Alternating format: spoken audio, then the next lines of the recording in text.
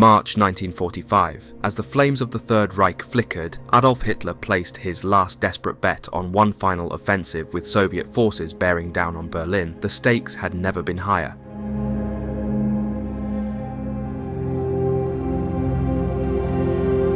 Hitler ordered his elite 6th SS Panzer Army, battle-hardened and equipped with the mightiest tanks in the Wehrmacht, into the treacherous terrain of Hungary, where the terrain itself seemed to conspire against them. The objective was audacious: to punch through the Soviet lines, reclaim vital oil fields, and halt the Red Army's relentless advance, but the risks were staggering. Heavy rain had turned the fields into a quagmire, while narrow paths and waterways choked the routes of advance. The Soviets, veterans of brutal Eastern Front warfare, were waiting, dug in with layered defences and ready to unleash a storm of firepower against the Germans' last attack. In this high-stakes gamble, nothing was certain. Would the German offensive catch the Soviets off guard, or would the grinding attrition of battle turn the tide? The panzers will race against time, already stretched thin, would need to navigate not only the enemy's defences, but also the unforgiving Hungarian landscape. The question loomed: could these elite forces pull off a miracle, or were they marching into a trap from which there was no escape?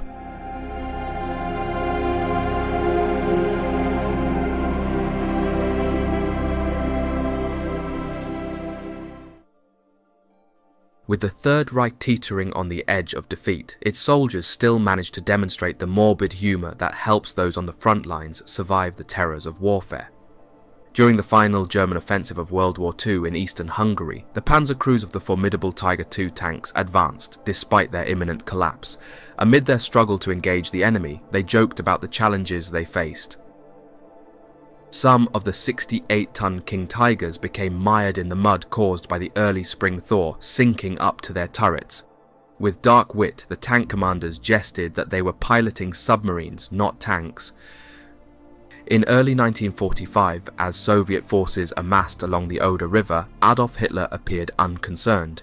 Instead, he was preoccupied with safeguarding the Hungarian oil fields from the encroaching Red Army tank and rifle units that had besieged Budapest in late December 1944. Hitler dispatched the 4th SS Panzer Corps to confront the Soviet forces endangering Budapest through 3 successive counterattacks in January 1945, collectively known as the Conrad Offensives. Despite these efforts, the determined Soviet troops repelled each assault. Ultimately, on February 13th, Marshal Rodion Malinovsky's 2nd Ukrainian Front captured the city. The Hungarian oil fields at Nagykanizsa were Germany's last significant petroleum reserves. By early 1945, the Austrian and Hungarian oil fields supplied 80% of the oil required by the German military. Despite the setbacks in January, Hitler devised a new offensive named Operation Frühlingserwachen, Spring Awakening, targeting both economic and military objectives. He aimed to halt the Soviet advance in Hungary with a broader offensive to reclaim the territory taken by Marshal Fyodor Tolbukhin's 3rd Ukrainian Front. If successful, the Germans would deliver a severe blow to Tolbukhin's forces. Hitler hoped his panzer divisions could establish bridgeheads over the Danube River and possibly recapture Budapest, thereby securing the vital oil supplies needed to sustain the German war effort. Although Operation Spring Awakening officially commenced on March 6, 1945, its planning began in January. On January 16th, the Supreme High Command of the German Army instructed SS Oberstgruppenführer Sepp Dietrich to return his 6th Panzer Army from the Ardennes region to Germany for rest and refitting in preparation for the new offensive. While Dietrich's command is often referred to as the 6th SS Panzer Army, it did not officially receive this designation until it was transferred to the Waffen SS on April 2, 1945. Dietrich's 6th Panzer Army consisted of General Lieutenant Hermann Price's 1st SS Panzer Corps and General Lieutenant Willy Dietrich's 2nd SS Panzer Corps. Price's corps included the 1st SS and 12th SS Panzer Divisions, while Dietrich's corps comprised the 2nd SS and 9th SS Panzer Divisions. To restore these battered units to full strength, commanders replenished their ranks with raw recruits and support personnel from the Luftwaffe and Kriegsmarine. Unfortunately, due to limited time and fuel, these replacements received no combat training. Despite this, the 4 panzer divisions were equipped with nearly all the arms and vehicles needed to meet their tank, assault gun and tank destroyer requirements. Ultimately, the Germans assembled 240,000 troops, 500 tanks, 173 assault guns and 900 combat aircraft for the offensive. Hitler and his advisors intended to launch the main attack for Operation Spring Awakening using General Otto Wöhler's Army Group South. Wöhler's forces were formidable, comprising General Hermann Balck's 6th Army, Dietrich's 6th Panzer Army and the Hungarian 8th Corps. In total, Wöhler commanded 10 panzer divisions and 5 infantry divisions, which he aimed to unleash against the 3rd Ukrainian Front. While Army Group South advanced south towards Soviet forces positioned between Lake Balaton and Lake Velence to the east, other German armies planned to strike east against Tolbukin's left flank. Wöhler's offensive would be bolstered by a secondary attack from Generaloberst Alexander Löhr's Army Group E in Yugoslavia, alongside a smaller assault by General Maximilian de Angelis's 2nd Panzer Army. At the onset of Operation Spring Awakening, nearly 40% of the German army's heavy combat vehicles deployed on the Eastern Front were concentrated in Hungary. Under the tightest security measures, additional units were dispatched to the region. Colonel General Heinz Guderian, the Inspector General of Armoured Troops, opposed Hitler's decision to commit the 6th Panzer Army to Hungary, arguing that its strength would be more effectively utilised behind the Oder River to impede the Red Army's advance on Berlin. Nevertheless, Hitler overruled Guderian and the Hungarian offensive proceeded as planned. On February 23rd, Hitler approved the final plan for Operation Spring Awakening. In the last stages of preparation, he bolstered Dietrich's 6th Panzer Army with the 1st Cavalry Corps, which included the 3rd and 4th Cavalry Divisions, as well as General-Lieutenant Joseph von Radowitz's 23rd Panzer Division. Radowitz's troops were designated as a reserve force, poised to be deployed at the most strategic moment. Dietrich positioned Price's 1st SS Panzer Corps in the centre, extending from Lake Balaton to a point west of Serigelius. On its left, Bittrich's 2nd SS Panzer Corps took up position, while the I Cavalry Corps was deployed on the right. Flank protection was ensured by the 44th Grenadier and 25th Hungarian Infantry Divisions. Dietrich's primary objective was to secure a crossing over the Sio Canal and capture the city of Dunafeldvar. General Hermann Breith's 3rd Panzer Corps of Balck's 6th Army was to attack north of the 6th Panzer Army from Serigelius to Lake Valence. 2 heavy tank battalions with King Tigers provided extra firepower for the 3rd Panzer Corps and the 6th Panzer Army. General-Lieutenant Rudolf Freiherr von Waldenfels' 6th Panzer Division would follow behind.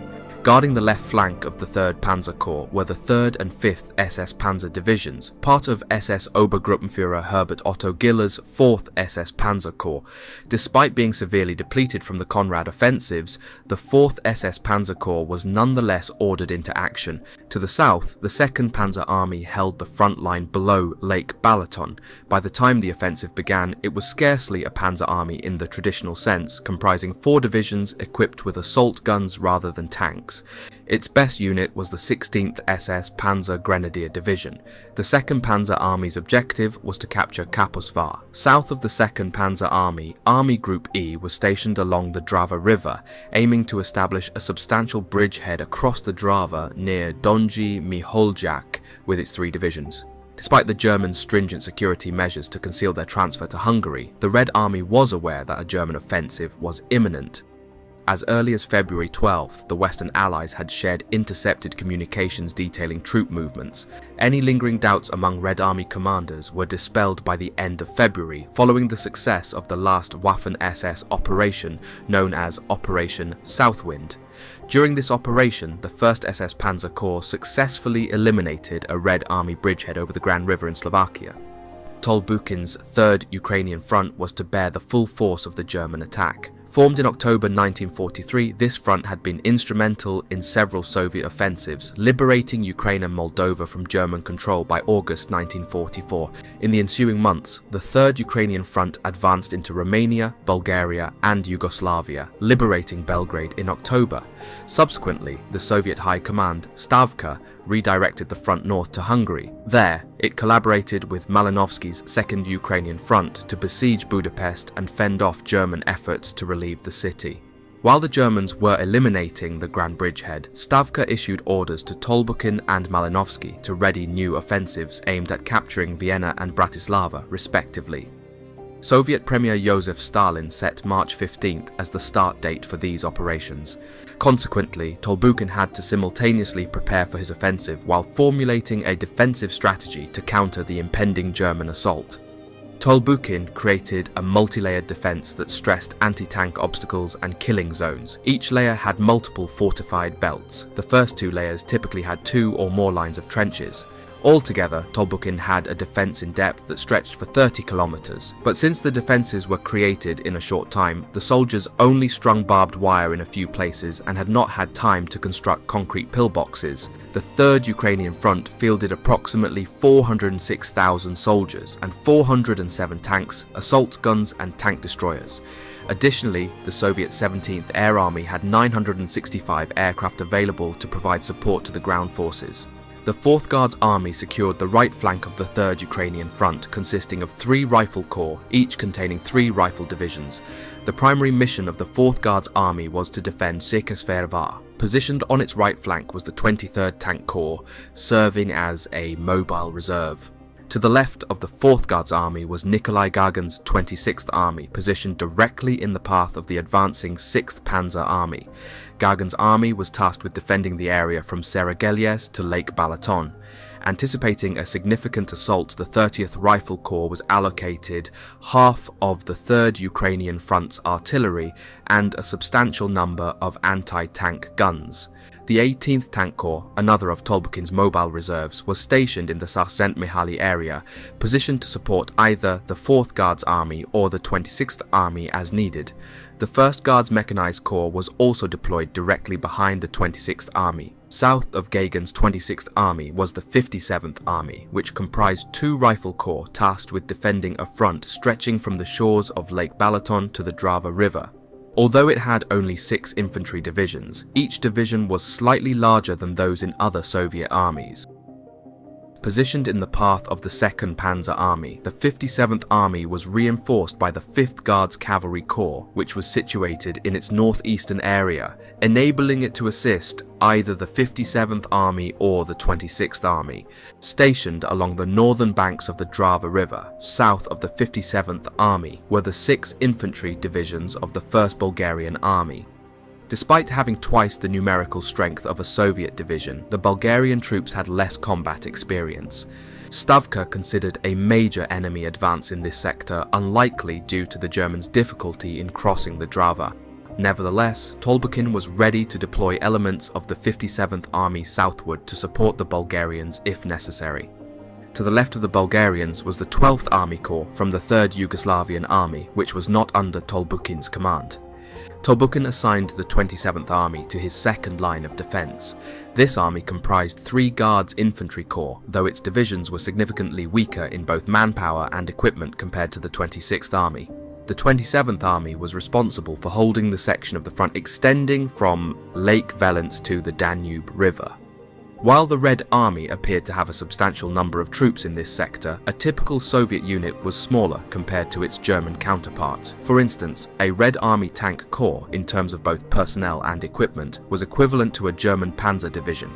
Tolbukin also had other units within his sector that he was prohibited from deploying under orders from Stavka.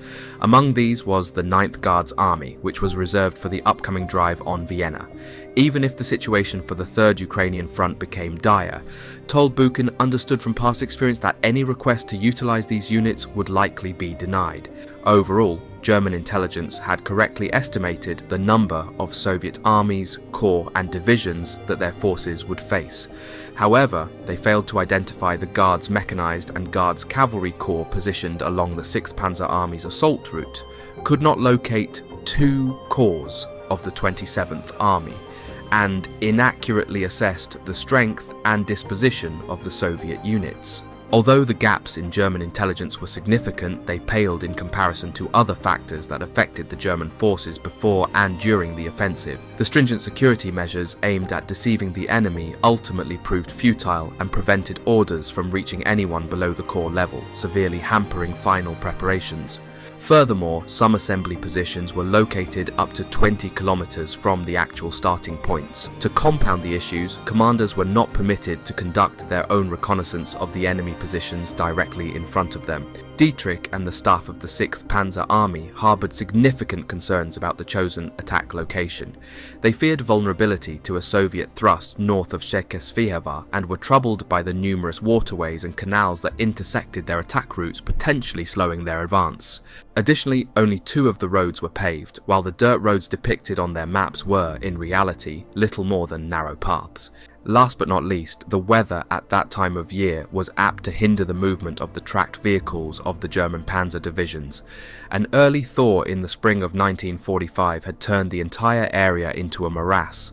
The region's canals and drainage ditches had been unable to contain the runoff. During the first days of the offensive, the SS Panzer divisions lost vehicles due to the saturated condition of the terrain. German tanks often sank in mud up to their turrets. The situation was particularly problematic for the King Tigers. Commanders of some units participating in the offensive requested a postponement of offensive operations until either the temperatures dropped low enough to freeze the mud or climbed high enough to dry the ground. Hitler and his advisors refused all such requests. The adverse weather conditions delayed the 2nd SS Panzer Corps so significantly that by March 5th, some of its units had not yet reached their starting points. Despite this, Hitler insisted that the attack begin on schedule, regardless of whether all units were in position. The headquarters of Army Group South, familiar with these conditions, still did little to address the requests for assistance. Instead of aiding his subordinates, General Hermann Balck merely reiterated the orders from Berlin. Throughout the war, Balck had a history of being overly optimistic about operational outcomes, and this instance was no different. Moreover, Balck often blamed others for failures that were ultimately his responsibility. The situation was further strained by Balck's disdain for SS officers due to past conflicts during the war, particularly his grudge against General Willy Dietrich for the failed relief of Tarnopol in April 1944. On the evening of March 5th, German corps commanders involved in Operation Spring Awakening issued orders to their division commanders. By then, most units had made Herculean efforts to slog through the mud and reach their respective starting points. Hungarian liaison officers had cautioned the Germans not to underestimate the severity of the mud season in Hungary, but their warnings went unheeded. However, the 2nd SS Panzer Corps had not managed to reach its staging area. General Willy Dietrich made multiple pleas to delay the offensive until his divisions could get to their starting points, but his superiors flatly rejected his repeated requests.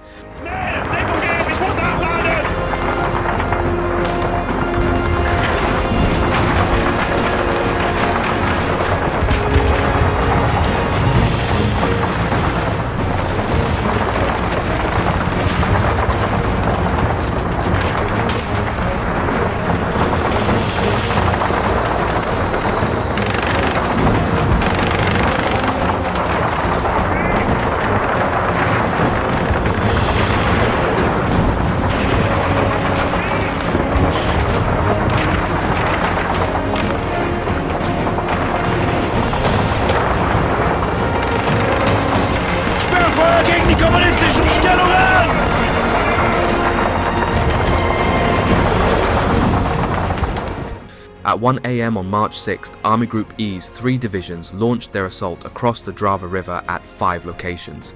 By the end of the day, they had consolidated their 5 small bridgeheads into 2 larger ones near Valpovo and Donji Miholjak. Unsurprisingly, the Bulgarians were unable to repel the German advance. 3 hours later, the 2nd Panzer Army's 4 divisions attacked eastward, aiming to encircle Nagybajom. 30 minutes after that, at 4:30 AM, the 1st SS Panzer Division commenced a pre-planned artillery barrage. Other German units opened fire shortly afterward. While the indirect fire did not achieve the desired results for the German commanders, the German tanks and assault guns used direct fire effectively against the Soviet forces in the area. The 1st Cavalry Corps initially gained ground, but was soon pushed back by the Russians. Similar to the divisions of 1st Cavalry Corps, the 12th SS Panzer Division stalled after making only marginal advances, but it managed to retain its gains. The 1st SS Panzer Division achieved notable progress by exploiting weak spots in the Soviet defense, yet its gains were limited to just 2 to 4 kilometers in depth. Meanwhile, the advance elements of the 2nd SS Panzer Corps did not begin their attack until evening and made negligible progress. In coordination with the 2nd Panzer Army, the 6th Army established a bridgehead across the Hardas Ditch, which empties into Lake Velence. On either side of Serigiliy, the 1st Panzer Division and the 356th Infantry Division advanced only to the northern end of the village by nightfall. The 3rd Panzer Division could not deploy its full strength as some of its units had not yet reached their starting positions. By day's end, the attackers had advanced only 3 to 4 kilometers along a 3.5 kilometer front. It was fortunate for Tolbukin that the damage was not more severe, as the 3rd Panzer Corps had struck the seam between the 4th Guards and the 26th Armies. German air support was limited on the first day due to inclement weather. Tolbukin and his staff had accurately anticipated the German attack routes. In response, the 3rd Ukrainian Front Commander implemented measures to bolster the defence directly in the path of the German assault. He regrouped his artillery and shifted elements of the 18th Tank Corps into the 2nd Defensive Belt. Additionally, the 27th Army's 33rd Rifle Corps was repositioned to block the 1st SS Panzer Corps, which had made notable progress on the first day of the operation, despite the challenging weather conditions. At daybreak on March 7th, rain mixed with light snow greeted the combatants. The Germans renewed their attack across the entire front. Along the Drava River, Army Group E was unable to significantly enlarge its bridgeheads due to the mud, forcing its divisions to remain on the defensive for the remainder of the offensive.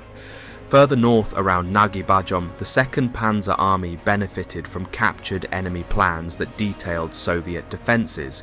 Utilising this intelligence, the 2nd Panzer Army shifted the focus of its attack to its right wing. A stubborn Soviet defence permitted little gain, and a stalemate ensued for the next few days. Between Lake Balaton and Lake Velence, the main attack continued as worsening terrain conditions trapped more German tracked vehicles, further straining the already weakened infantry. Against the layered defence, the 1st Cavalry Corps made few gains. To its left, the SS Panzer divisions experienced some success. The 1st SS Panzer captured Kalos, and the 12th SS Panzer advanced 6 kilometers into Soviet lines. The 2nd SS Panzer Corps, able to attack in force, also made significant headway, advancing 6 kilometers. However, the adjacent 3rd Panzer Corps did not attempt to attack, prompting severe criticism from Dietrich, who chastised its commanders for their lackluster performance. Meanwhile, the 4th SS Panzer Corps captured ground near Shekesfeyevar, which strengthened its defensive position. On the 3rd day of the offensive, an early morning frost briefly improved road conditions. However, as temperatures rose, the muddy conditions worsened again. The offensive finally seemed to have a chance when the 1st SS Panzer Corps made significant gains across a wide front, with the 1st SS Panzer Division breaching the enemy's 2nd defence line. Capitalising on this momentum, the 1st Cavalry Corps also advanced considerably. Meanwhile, the 2nd SS Panzer Corps failed to build on the previous day's gains and became bogged down in heavy fighting near Saint-Mihaly. Orders were issued for the 23rd Panzer Division to assemble behind the 44th Grenadier Division in preparation for a possible breakthrough. The 3rd Panzer Division was brought forward to attack Adoni on the Danube River, while the 3rd Panzer Corps captured Serigilies and advanced an additional couple of kilometers. These advances were fiercely contested by the Soviets. Beginning on March 8th, Tolbukin brought forward more of his reserves, particularly artillery and Katyusha rocket batteries. With the exception of the 18th Tank Corps, most of the Soviet mechanized forces had been held back. The following day saw significant developments between Lake Balaton and the Savis Canal.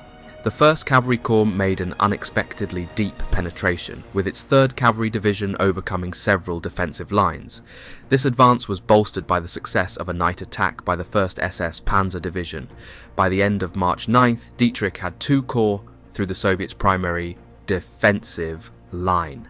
However, this localized success had a drawback. The 3rd Panzer Corps also experienced significant success advancing along the southern shore of Lake Velence, but they were eventually halted by Soviet forces at Gardoni. With his infantry suffering heavy attrition, Bitterick became deeply concerned over the heavy losses his troops endured from both combat and exposure to the elements. The 9th Panzer Division had lost more than a third of its strength by that point in the offensive. Tolbukin also grew increasingly worried about the mounting losses his units were incurring. The intense pace of battle on March 9th forced him to commit all of his reserves, save for a few small units. He informed Stavka of the critical situation and requested the release of the 9th Guards Army.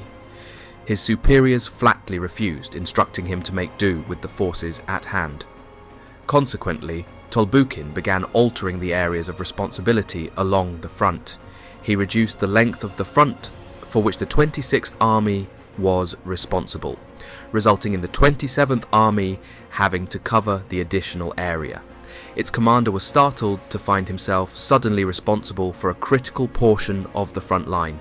Additionally, Tolbukin shifted units from the 4th Guards Army in the 2nd echelon, positioning them directly in the path of Dietrich's advancing 6th Panzer Army in an effort to slow the enemy's momentum. On March 10th, frontline troops on both sides shivered in their positions as snow and freezing rain fell in western Hungary, worsening the already poor road conditions. Despite this, the 2nd Panzer Army, positioned south of Lake Balaton, achieved considerable success. The 16th SS Panzer Grenadier Division exploited the seam between the Soviet 57th Army and the 1st Bulgarian Army, advancing 5 kilometers and reaching the village of Kizbajom. Meanwhile, the 25th Hungarian Infantry Division joined the battle in the 1st Cavalry Corps sector. After a full day of intense house-to-house fighting, the understrength Hungarians managed to capture the high ground around Enying. The 3rd Cavalry Division and the 1st SS Panzer Division reached the Sio Canal and secured sections of its bank in preparation for a crossing.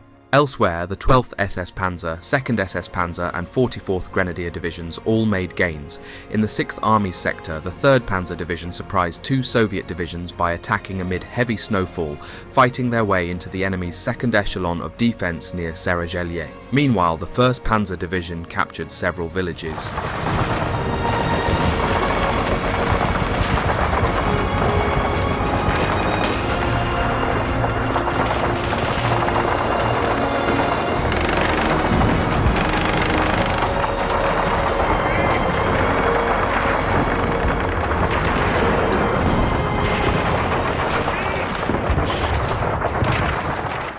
The intense pressure of battle led to finger-pointing among some German commanders. Balck was accused of misleading Guderian about the status of the 4th SS Panzer Corps, reporting that it had enough reserves to handle a Russian counterattack when it no longer had such capability. Tolbukin, on the other hand, shifted units from relatively secure areas to critical ones to limit the enemy's gains. The weather improved on March 11th, allowing both Luftwaffe and Red Army ground attack aircraft to conduct multiple sorties. With the support of their aircraft, Soviet troops managed to push back elements of the 16th SS Panzer Grenadier Division around Kizbayom. The 2nd Panzer Army requested a change in the direction of its attack, but this request was rejected by Wöhler. Instead, Wöhler ordered the 2nd Panzer Army to renew its attack within the next 48 hours to keep Tolbukin off balance and relieve pressure on the 6th Panzer Army. The Hungarians continued their advance along Lake Balaton but stalled at Siofok. The German divisions that reached the Sio Canal spent the day securing its north bank and searching for crossing locations. Although forward elements of the 12th SS Panzer Division found an intact bridge over the Sio, they could not exploit this discovery as it was blocked by burning vehicles. The 23rd Panzer Division launched an attack on Sar Egres, but failed to take control of the village. Despite the improved weather on March 11th, Dietrich directly requested that Hitler temporarily halt the offensive due to the persistent rain and mud. As expected, Hitler rejected the request.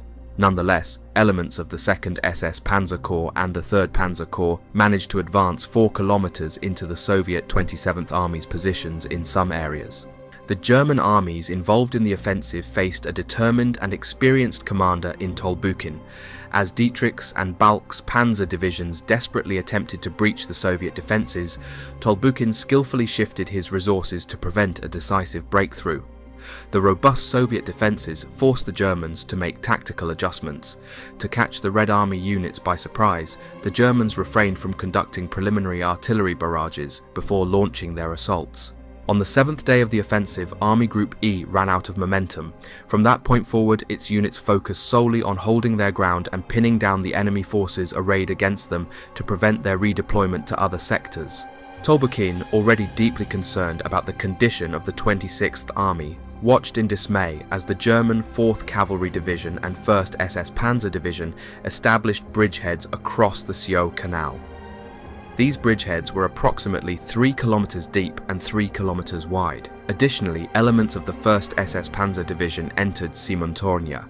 On the opposite bank of the Savise Canal, most units of the 2nd SS Panzer Corps made no progress, though the tenacious soldiers of the 44th Grenadier Division managed to clear the village of Aba.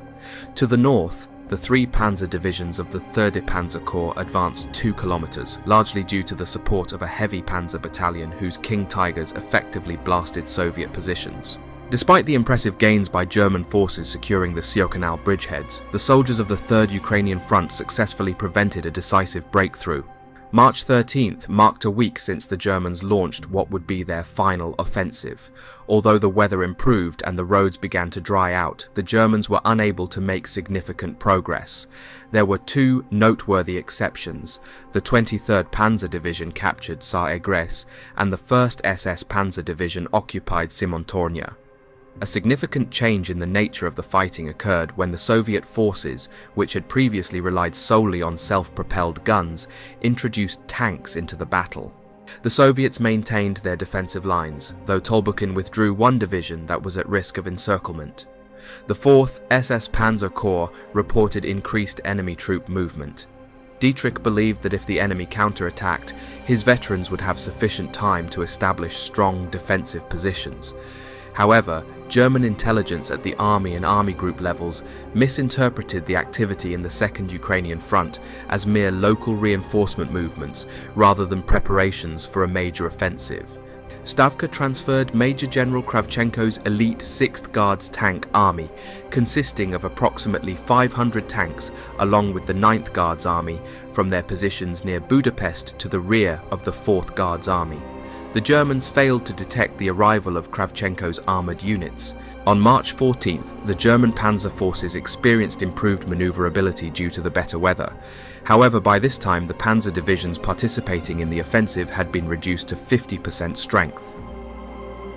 With the sun peeking out from behind the clouds, the 16th SS Panzer Grenadier Division received orders to spearhead an attack that day.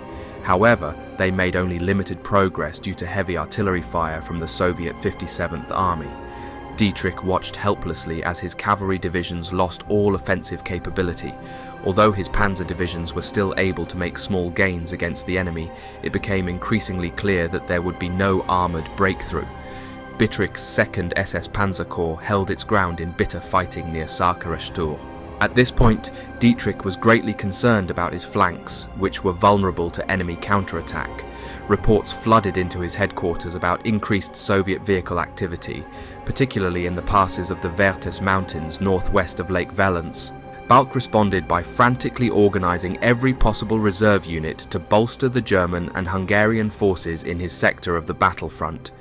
He reluctantly committed his last reserve, the 6th Panzer Division, to the battle. Although it made some initial headway, its attack was easily contained by the reinforced Soviet 18th Tank Corps. By this time, even the most optimistic German commanders realized that the offensive had ground to a halt. Though exhausted, the Russians sensed they had won the battle. The armies of the 3rd Ukrainian Front began preparing to resume offensive operations. Tolbukin's subordinate commanders ordered their units to move into the staging areas for the drive on Vienna. The good weather held on March 15th, and the 2nd Panzer Army resumed its advance. To the north, the 6th Panzer Army and the 3rd Panzer Corps of the 6th Army attempted to gain new ground on their respective fronts, but their efforts yielded no significant results for the blood spilled that day. The 2nd SS Panzer Corps remained on the defensive. The only positive developments for the Germans were the 1st SS Panzer Division slightly expanding its bridgehead, and the 44th Grenadier Division successfully erecting a pair of pontoon bridges capable of handling tanks. Meanwhile, Hitler and his advisors debated the merits of reorganizing their forces for a new direction of attack. Unwilling to abandon his objectives, Hitler eventually permitted the reorganization to proceed, but not before an entire day was wasted in debate. This delay placed some units of the ISS Panzer Corps in greater danger from the impending Soviet assault than they would have been had they been allowed to adjust their positions earlier. March 16th dawned much like the previous 10 days, with heavy fighting occurring along the length of the battlefront. Taking advantage of the good weather, the Soviet Air Force increased its operations, flying numerous sorties against the 6th Panzer Army and 6th Army. On the southern end of the battlefront, the Russians attacked Army Group E's bridgeheads. The 2nd Panzer Army made only negligible gains, while the 1st Cavalry Corps and 2nd SS Panzer Corps remained on the defensive. The Soviets focused their attacks on the Hungarian divisions, the weakest among the enemy's units. During intense fighting on the second day of the offensive, the Soviet 46th Army overran the 1st Hungarian Cavalry Division. In response, Wöhler cancelled all offensive operations. By March 20th, the Germans had completely abandoned the Drava bridgeheads. The Panzer troops fought tenaciously against the advancing Russians to maintain a narrow escape corridor and avoid being surrounded and cut off.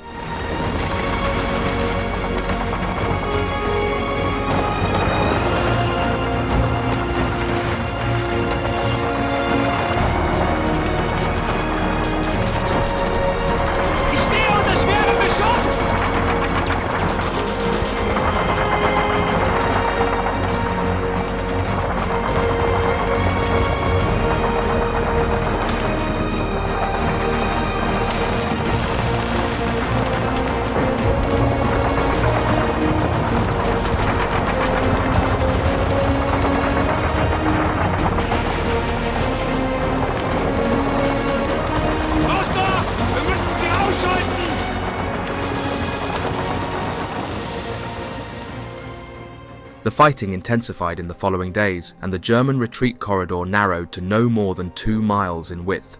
Speed became crucial, and the retreating German units abandoned their equipment and supplies as necessary to ensure their escape. As the Germans withdrew, low-flying Russian Ilyushin Il-2 Sturmovik ground attack planes relentlessly pounded their columns, while Russian tanks and tank destroyers pursued them on the ground. Dietrich's and Balk's panzer divisions retreated as quickly as conditions allowed. Elements of Dietrich's 6th SS Panzer Army briefly fought on the outskirts of Vienna, but the overwhelming Russian assault forced them to retreat to avoid encirclement. On April 2nd, the Soviet 57th Army and the 1st Bulgarian Army captured the Nagy-Kanizsa oil fields. The Germans suffered 14,000 casualties, while the Russians incurred 33,000 casualties.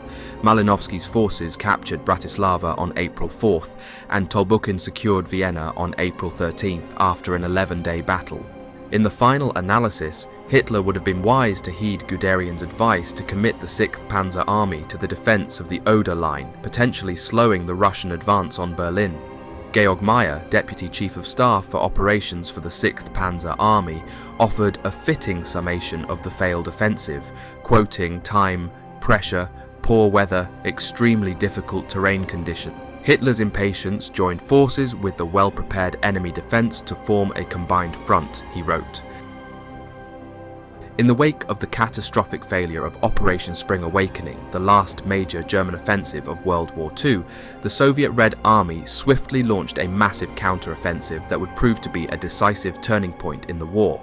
The German operation, intended to reclaim vital oil fields in Hungary and restore momentum on the Eastern Front, ended in disaster, leaving German forces overextended and vulnerable.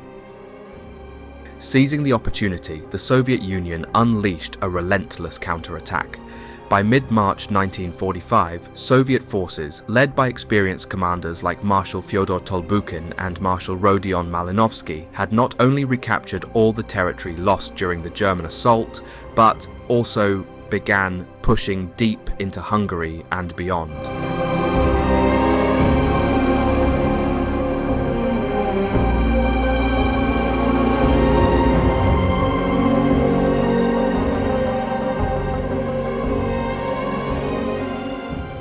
breaking through the increasingly desperate German defences. The rapid Soviet advance was characterised by overwhelming numbers, superior firepower, and the strategic use of armoured divisions that outmanoeuvred the retreating German forces.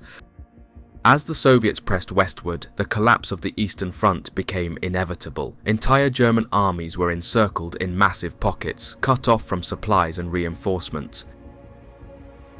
In these encirclements, tens of thousands of German soldiers were captured, and many others perished in brutal battles. The German High Command, already stretched thin and suffering from a critical lack of resources, could do little to stem the tide. The situation was exacerbated by the depletion of Germany's reserves and the disintegration of morale among its troops, many of whom were exhausted, demoralised, and facing the harsh reality of imminent defeat. By early April 1945, Soviet forces were closing in on Vienna, the capital of Austria, and a key objective in their drive toward the heart of Germany. The Battle of Vienna, which began in the first week of April, was marked by fierce urban combat as the Soviets fought to dislodge the well-entrenched German stubborn defenders. Despite desperate attempts to hold the city, the German defence was fragmented and poorly coordinated, reflecting the broader disarray within the Third Reich's military leadership, but many Germans fought with massive determination.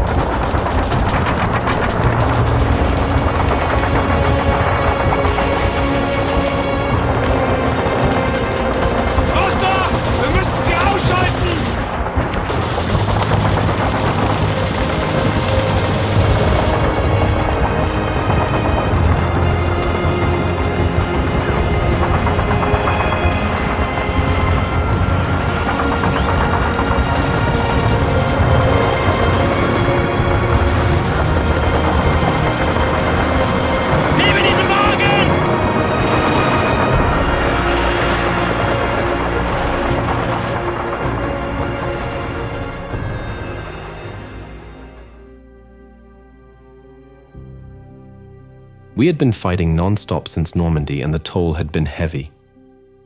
Most of the men I had trained with were either dead, wounded, or missing. The young replacements were hardly more than boys, scared and unsure of what was expected of them. I had seen the fear in their eyes as we moved into position for the offensive, and now, as we retreated, that fear had turned to despair. We had been ordered to regroup near Vienna, but the Red Army was closing in fast. Every day brought reports of Soviet breakthroughs, villages overrun, and entire units wiped out. There was no more talk of victory, only survival. Our commanders still spoke of holding the line, of delaying the Soviets long enough for some miracle to save us. But I had stopped believing in miracles. The Soviet artillery never stopped. Day and night, the ground shook under the impact of their shells. We dug in along the outskirts of Vienna, but it felt like trying to stop a tidal wave with a sandcastle. The city was already crumbling under the weight of the assault. Buildings that had stood for centuries were reduced to rubble in hours. I remember the night we were ordered to counterattack. It was a fool's mission, but orders were orders. We moved out under the cover of darkness, slipping through the ruins like ghosts. The streets were littered with the dead, soldiers, civilians, horses, all mingled together in a grotesque tableau of destruction. Our tanks, what few we had left, moved cautiously forward, their engines sputtering from lack of fuel. The Soviets had been expecting us. As soon as we reached the main square, their guns opened up. The first shell hit a Panzer IV, blowing it apart like a child's toy. I took cover behind a collapsed wall, firing my rifle blindly into the smoke. I don't know if I hit anything. The battle was chaos, nothing but noise and shadows. I remember hearing the voice of my friend Karl shouting for help. He had been hit in the leg and was lying in the street, exposed. I crawled out to him, dragging him back into cover. Vienna fell. We fought as hard as we could, but it wasn't enough. The order came to withdraw to the west to try and reach the American lines. I don't know what will happen if we make it. I've heard stories of how the Americans treat SS men, but anything is better than falling into Ivan hands. Karl died during the retreat. His wound had been too severe, and we had no supplies left to treat him. He was delirious at the end, talking about his family, about the farm he had grown up on. I promised him I would find his parents and tell them what happened. I don't know if I'll be able to keep that promise, but I will try. We've made it to the Enns River. The Americans are on the other side, but we haven't been able to cross yet. The bridges have been destroyed and the Soviets are right behind us. There's talk that the war will be over soon, but I don't know if I believe it.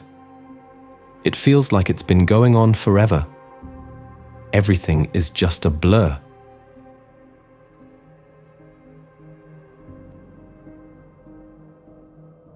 The failure of Operation Spring Awakening had profound and far-reaching consequences for the German command structure, exacerbating the already dire situation facing Germany in the final months of World War II.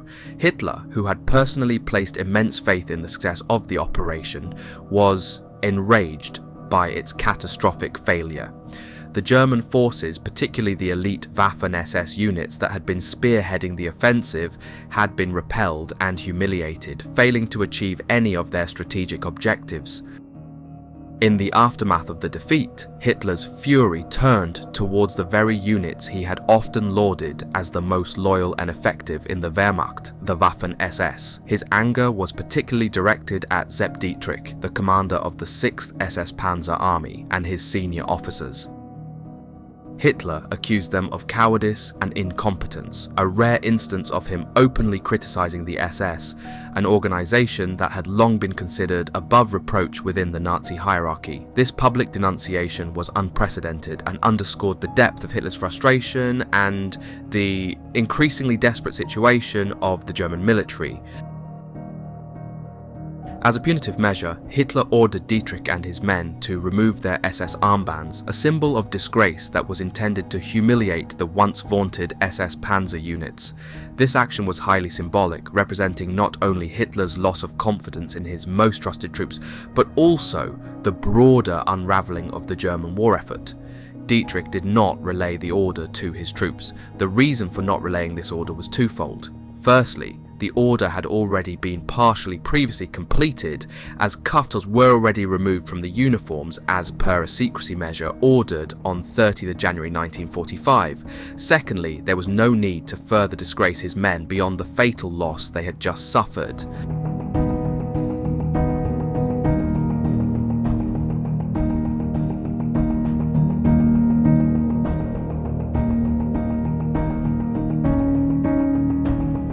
The German military, already struggling with depleted resources, low morale, and a lack of coordination, found itself further weakened by these internal conflicts. The command structure, once a tightly controlled and efficient machine, was now plagued by mistrust and dysfunction. This fragmentation made it nearly impossible for the German forces to mount any effective defence against the relentless advance of the Allied forces from both the east and the west.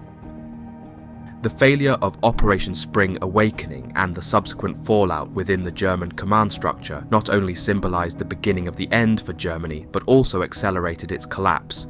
The punitive measures against the Waffen SS, rather than galvanising the troops, served to demoralise them further, contributing to the overall disintegration of the German military as it faced the final overwhelming assaults of the Allies, and overall the end of the war.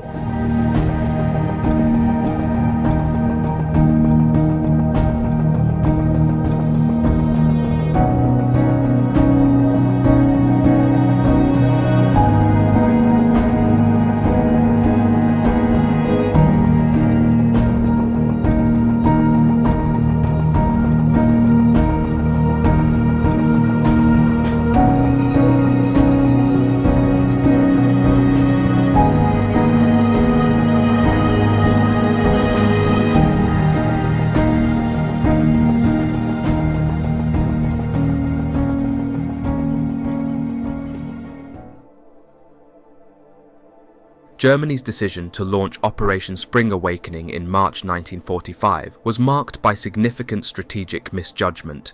At this point in the war, the German military was severely weakened, fighting on multiple fronts with depleted resources. Hitler's insistence on launching an offensive in Hungary aimed at securing the region's oil fields reflected a desperate attempt to regain the initiative. However, this decision overextended Germany's already stretched forces. The operation diverted critical resources away from the defence of Germany itself, leaving other fronts vulnerable to Allied advances. The strategic overreach meant that Germany was attempting to achieve objectives that were beyond its remaining military capabilities. The German forces committed to Operation Spring Awakening were among the best remaining units, including the elite Waffen SS Panzer divisions. However, these units had been severely weakened by years of intense combat. The operation involved approximately 200,000 men and 500 tanks, but many of these units were understrength and poorly equipped. The failure to concentrate sufficient forces for the offensive was a critical flaw. The Germans faced an overwhelming Soviet force that was both numerically superior and better equipped. The attrition suffered by the German forces during the operation, particularly in terms of tank losses, further weakened their ability to continue the fight. Logistical challenges played a significant role in the failure of Operation Spring Awakening. The German military supply lines were overstretched and vulnerable to disruption. Fuel shortages were particularly acute, severely limiting the mobility of German armoured units. The harsh winter conditions compounded these issues, making it difficult to move supplies to the front lines. The lack of adequate supplies, including ammunition and spare parts for tanks, crippled the effectiveness of German forces. As the Soviet counteroffensive gained momentum, German units found themselves increasingly isolated, cut off from reinforcements and resupply, which contributed to their eventual collapse. One of the key reasons for the failure of Operation Spring Awakening was the Soviet Union's readiness to counter the German offensive. The Soviets had been anticipating a German attack in the region and had fortified their positions accordingly. When the German offensive began, the Soviets were able to absorb the initial assaults and then quickly launch a massive counteroffensive. The Red Army's overwhelming numerical superiority, combined with their effective use of artillery and air support, allowed them to encircle and destroy German units. The speed and intensity of the Soviet response caught the Germans off guard, leading to heavy casualties and the rapid collapse of their front lines.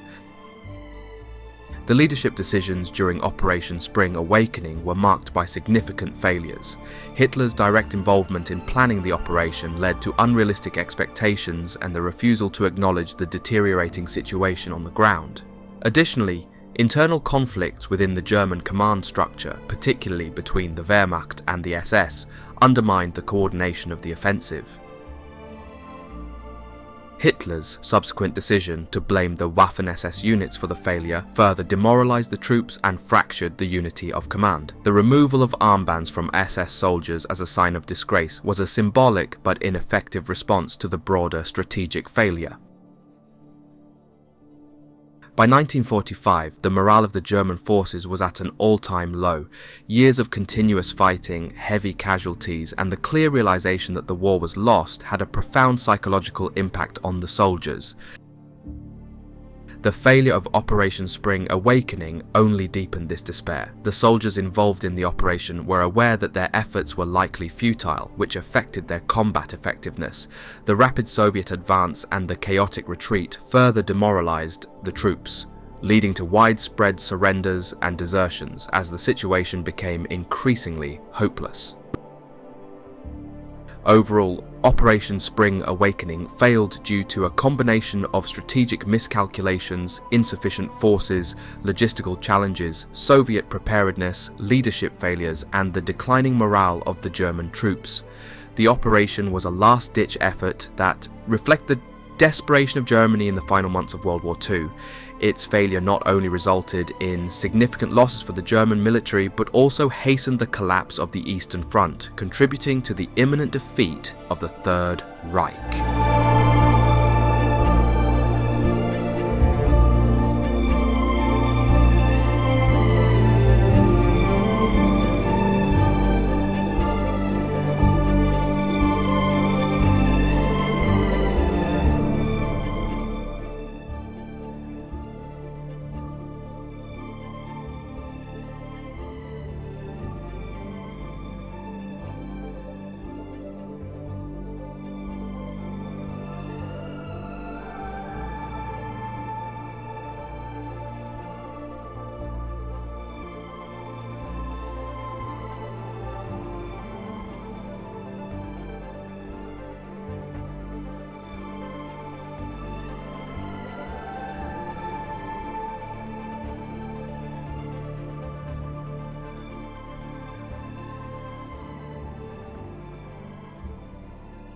It's over. The war is finally over. The Americans have crossed the river and we've surrendered to them. They've taken our weapons, but they've treated us better than I expected. We're being held in a camp near Linz, waiting to see what will happen to us. The Soviets are still on the other side of the river, and there's talk that they want us handed over to them. I pray that doesn't happen. I've been thinking a lot about home, about my family. I wonder if they're still alive, if our village is still standing. I wonder what will happen to us now, to Germany. The officers told us we were fighting for a new order, for a future where our people would be strong and united. But all I see now is ruin. Karl once told me that he didn't think we would live to see the end of the war. He was right in a way. I who marched off to war all those years ago is dead. What's left of me is just a shadow, a survivor of something too terrible to fully comprehend. I hope that someday, if I make it back home, I can find a way to live again. But right now, all I feel is emptiness.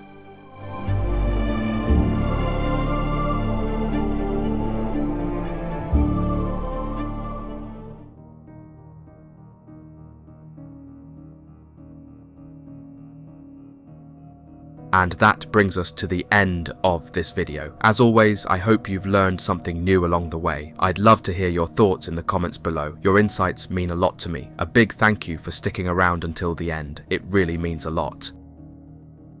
Special thanks to my Patreon supporters. You can find the link to my Patreon below, along with my Instagram, where I share extra content. I hope to see you on our next adventure. Until then, take care and goodbye for now.